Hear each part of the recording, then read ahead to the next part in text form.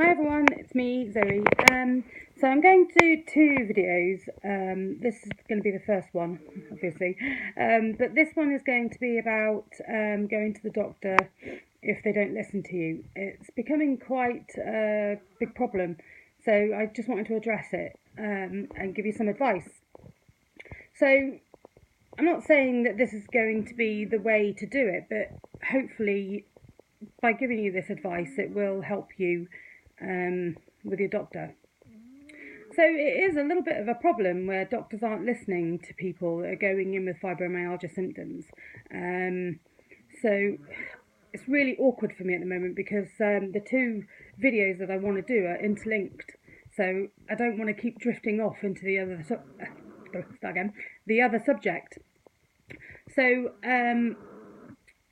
when you go to your doctor, I think it's important that you go armed, essentially. So, not armed with a gun, obviously, but go armed with bullet point lists of everything that you want to say. So, to do that, you need to go, you need to think ahead. So, you need, so you make an appointment for about a month in advance, okay? And in that month, what I want you to do is two things. I want you to start making a bullet point list of questions of what you want to ask the doctor or say to him. And the other thing is I want you to start making a pain diary. Now it might sound like, oh God, what's the point of that? Because I'm in pain all the time, every day. But there is a point. And it'll help you for two reasons. One is it will help you with triggers. And two, it'll give them a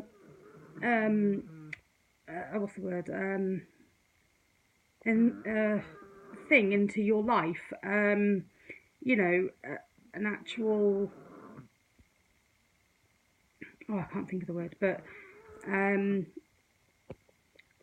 look into how much you are in pain, what triggers your pain, what you're doing, like say if it's cooking dinner, you're bending down all the time into your oven, or lifting joints out, like if it's every Sunday and you're cooking a Sunday dinner, that's a trigger.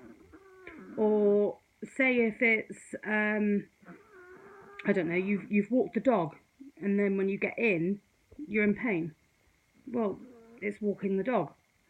Say if it's you get up and then you clean the house a little bit, and then every Wednesday you meet your friend downtown, and then when you come home you're in a flare. It's meeting the friend.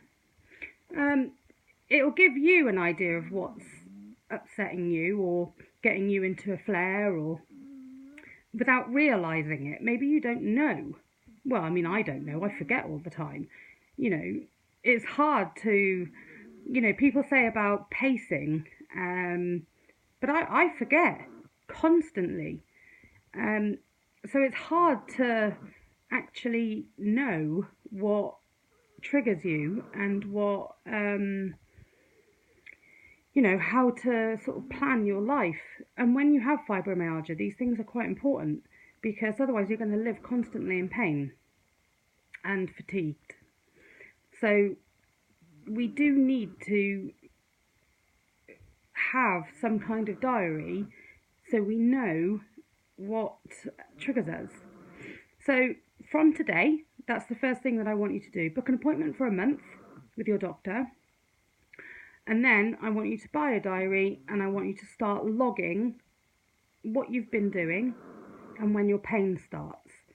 How it makes you feel inside mentally, and what you did. Like if you sat and cried, if you went to bed, if you rang your parents, if you sat and talked to your partner, if you felt like being alone, if you didn't want to talk to anybody, if you sat with your children for an hour, whatever you did, I want you to log it.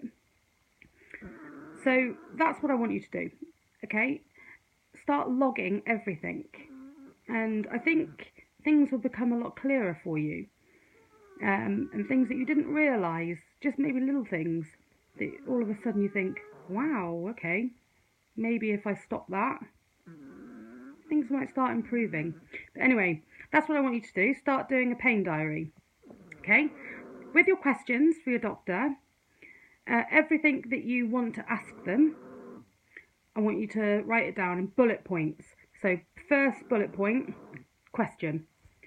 I don't know what questions that you'll want to ask them. That's totally up to you. I can't tell you what you'll want to ask them.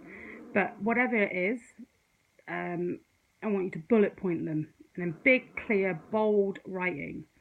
Sometimes people have said that you walk in, you sit down, and the doctor completely stops you, overrides what you're asking or saying, and just completely takes over the conversation, and just almost as though they want to get you out of the